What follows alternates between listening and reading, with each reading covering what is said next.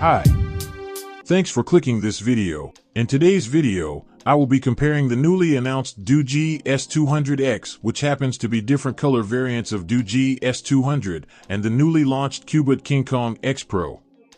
The two phones are quite similar in a lot of ways, but let's see how they are different in terms of specifications and features.